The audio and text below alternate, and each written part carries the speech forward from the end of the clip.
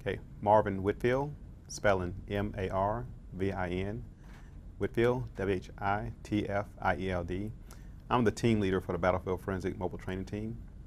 Okay, we brought our cadre of 7 instructors who are part of the DoD Battlefield Forensic Training Team. We work on a United States Army Intelligence Center contract. We conduct training in site exploitation and forensics collection for military personnel. Today is the first day of the course, which starts off with an overview introduction of the course itself. And we then go into what we call beginner labs. In the beginner labs, we teach them the basic fundamentals in processing scenes while on target, which consist of known print collection, late print collection, documentation, and also forensic photography. Tomorrow they'll then flow over to what we call advanced labs, which we then teach them the advanced methods and process of the same skill sets. And then the fun part starts around 1 p.m. tomorrow, which we actually go and start doing scenario-based training. And this is called a buccal swab, and it's coming from the mouth, and it's called buccal because you're getting it from the buccal cells in the cheek. And is it? And actually, I know what I'm talking about. You gotta get in. I saw that. You're out there. You're getting close away. I do the script. How was that initial location? What is location? Filters in there, they hold a lot of your DNA. Of course, I guess it's some of you did. No, can't we see?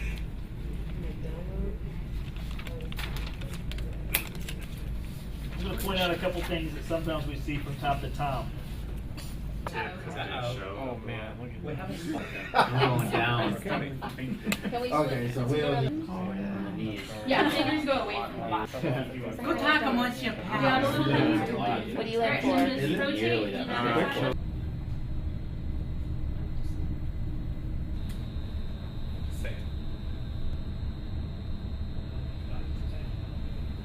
The nature of the course for battlefield forensics is the integration of forensics and biometric skill sets for students of different MOSs. We take mechanics, we take those that have been in law enforcement, cooks, riflemen, route clearance, EOD, and we basically turn them into, if you would, CSIs in the military.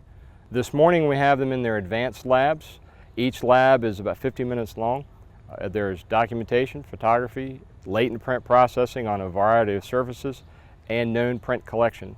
This afternoon they will start into what we call their scenario, their physical exercises. We will put them through team exercises and individual exercises so they can apply their skill sets to a variety of scenes. It could be something as simple as a car, it could be something as simple as a hole in the ground, or it could be something a little more complex like 1 or 2 or maybe a 4-room structure. And they'll have to exploit those sites as a team or as an individual using the sequence that we teach them in the skill sets that they're learning this morning and yesterday. If I could get across one message to the public, they need to support this program. This training does not need to go away. This training needs to stay implemented. You can use this training in any theater. It could be where we are right now in Afghanistan. It was used in Iraq. It's been used very effectively in both theaters.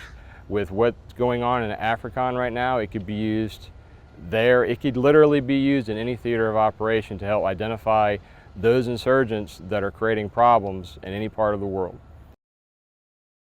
Print. Print.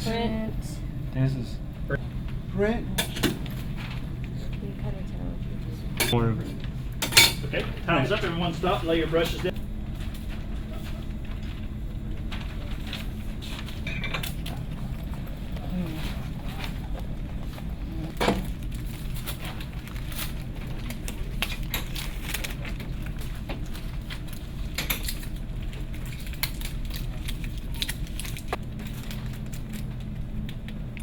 These items, the metal plate, describe that when you get back to the fob. Have enough notes in there to where you. Follow the sequence, guys. Got a little bit of whole lot of Be careful, you got a blood trail here. You got a blood trail. We gotta go.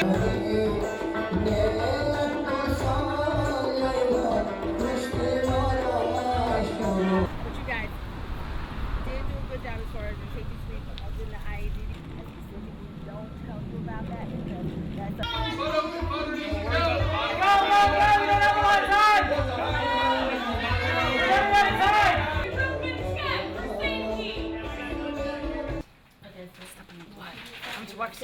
Alright guys, we've already been outside for 3 minutes. Alright, searching high, medium, low, looking under, over, and top of. Right, go ahead and go. Alright, sunball, start at the start, secondary speed. Photographer, have a print. Alright, photographer, print. Wait, before, what do we want to? You know, the reason that I go out on Thursdays and get dirty, what I call Dirty Thursday, is get out and spend some time with the airmen. You know, I read about it, people talk about it, but until you've gotten out there and you've done the job, it's really hard to appreciate that. It helps me make sure that I'm taking care of people so they can take care of the mission. You know, there was a lot of things about this training that surprised me. One is the physical nature of the training. You're all geared up, you got all your weaponry with you, you got all your gear with you, all the things you need to gather forensic evidence, and yet you're moving quick. You have to move fast because you never know how much time you're going to have on scene. So it's a lot of weight, a lot of energy, a lot of power involved in what you do to gather forensic evidence.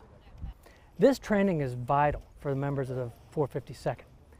The reason is, when we go out and deploy, we're working with the other services all the time. If you just look at the history of Combat Camera, we've had folks working with Rangers, we've had people working with Striker Brigades. Folks are out there working with their sister services.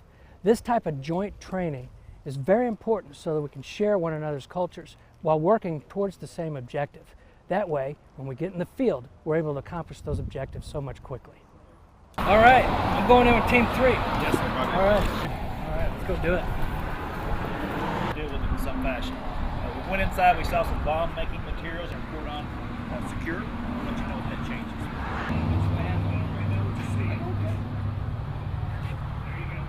I'm a bad man. I'm not a bad man.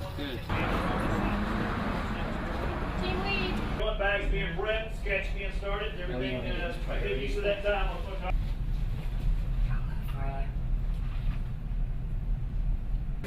Hey, Collins, I'm going to switch over. Got it. The second room.